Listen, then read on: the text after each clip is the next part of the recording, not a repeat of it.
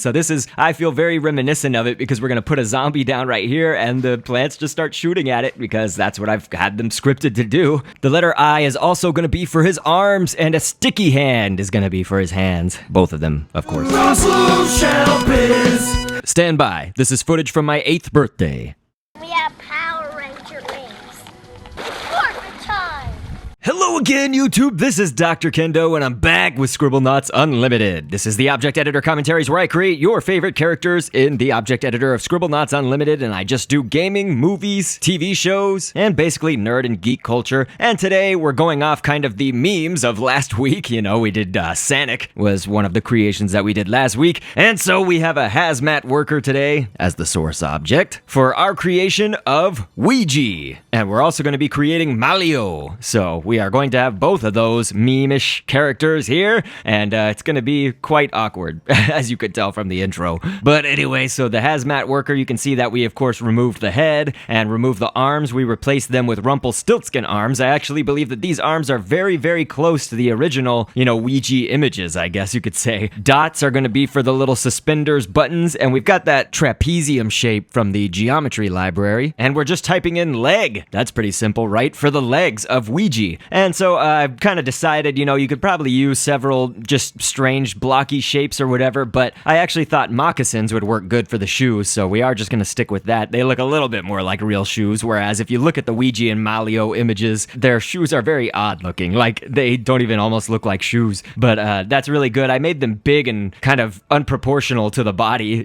so the more poopish that you kind of make this image look, I think actually the better for once. So throw normal design rules out the window here with Weegee and Malleo, but anyway, we're already at the scripting right here.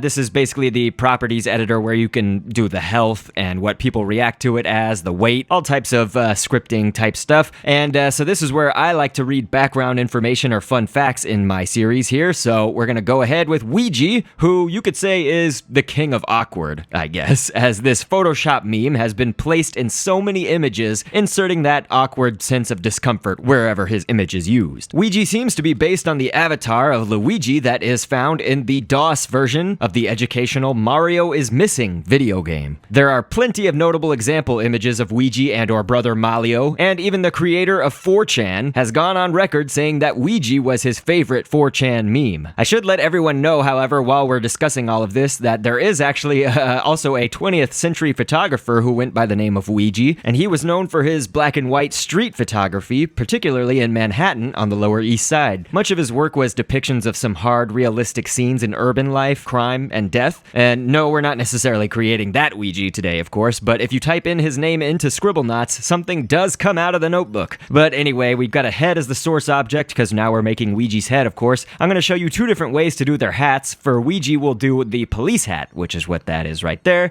And we're doing a hemisphere shape, which is the white part, and the letter L, of course, for Luigi, but it's funny because his name is Weegee, but yes. So then we just we started off with an iguanodon's kind of bicep, I guess you could call it. That was sort of just the main piece or base piece of the head that went over the little human head that we started out with. So I've got dots. I've got 3 of them actually, because 2 of them are for the whites of the eyes, and then one of them is going to be for his giant nose. And we've got ivory in either which direction, so that's 2 pieces of ivory, and that's going to serve as his mustache. It's actually quite, I think, representative of the real image, again, of Weegee, so ivory was a great choice. And on the 3rd page of the 29-page library, down there at the bottom, there's an arm shape that we've now used for the hair of Weegee, and we're using a clown nose to be his ear. So one thing to note, of course, as we're creating this Weegee and what we're going to do with Malleo is that the head that we're creating out of it is going to go beneath and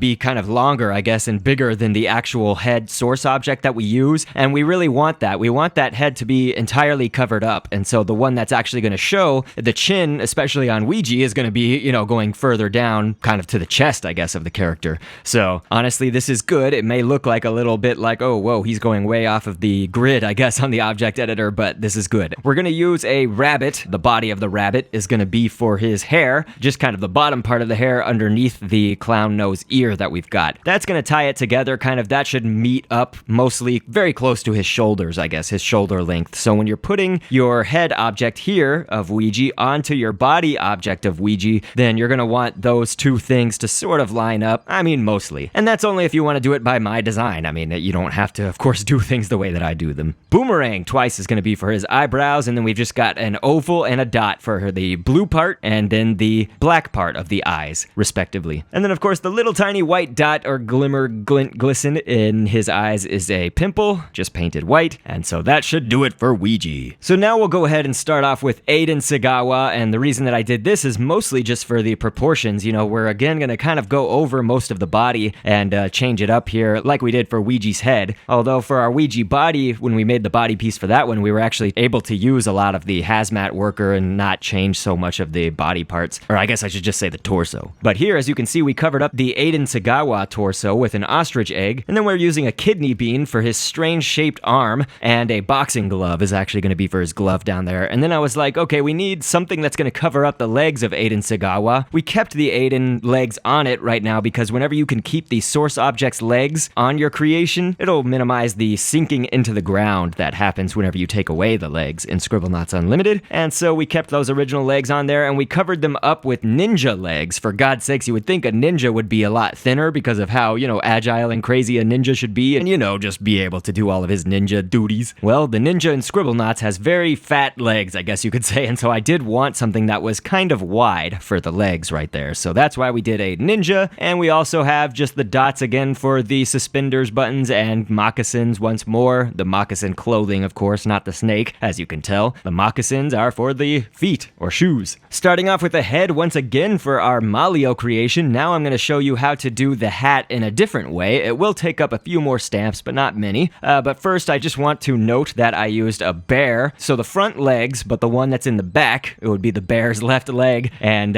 again, the one in the front, we took kind of the thigh or upper leg part of it. And so that's kind of the main base part of the head, the biggest part right there that you can see covering up the human head. But we used a mango and a puddle. That's actually for the hat up top. So paint those red, and the puddle obviously is the little like rim of the hat at the front, and the mango is going to be kind of for the bulk of the hat. We were able to use our moccasin once more, the shoe, and that's actually going to be for Malleo's hair, the back part of his hair at the top. And then boomerangs once again, of course, for the eyebrows, as you probably noticed. And we're using actually a Stegosaurus top leg piece. You could use the front or the back one, and that's going to be the little squinty eye. It's not really squinty, it's just the one that is more closed, I guess. And then the eye that is very close to his nose, it would be his left eye to our right. That one is a dot once more, and an oval and a dot again for the eye color and the eye's pupil of the eyes, you know, the black part. And again, a pimple for the white part, the little tiny glimmer glisten in the eyes. Dog tails either which direction, and a dot for the nose. And then that same 29-page library arm shape that we used for Weegee's top hair is actually going to be for Malleo's down, I guess, bottom hair. That should sort of meet up close to his shoulders as well. And we are going to see in just a moment what these look like when you place them onto their bodies, respectively. But just remember that if you're doing a two-part object where the head and the body is different, or any of these,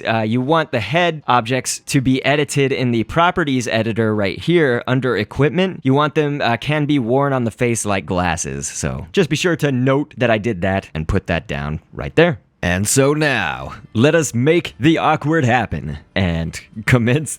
Yeah, this is really awkward. I've got the Weegee head on my avatar, and we've got our Malleo and Weegee hanging out right here. And we should definitely awkward up the playing field a little bit, but the designs look okay, so I think that that's probably good. We'll take off the adjective still. I always put still on my characters to show them off to you guys first. But, so let's see. We gotta make something even awkwarder happen here. So, who can I put on the map but none other than Sanic? And you know who else? Monita. Yeah, this would probably be a worst nightmare. Well, okay, so we need to put on adjectives on our Sanic and Monita, and I'm just gonna do angry and hostile. For whatever reason, Monita is just into fighting me and not fighting the Malleos. So now it's just a fight between Sanic and Malleo. And, longtime rivals, I guess you could say, with Mario and Sonic, but it's Malleo and Sanic, and this is just extremely awkward because Monita is doing the, like, 1+1 1 thing, or 1 equals 1, that's what it is. And I have her scripted. If you didn't see the episode way back in the days that I made Monita, I did script her to do like very weird emoticons or emotions and make the trigger targets always have that meh face, like that bleh kind of bored face.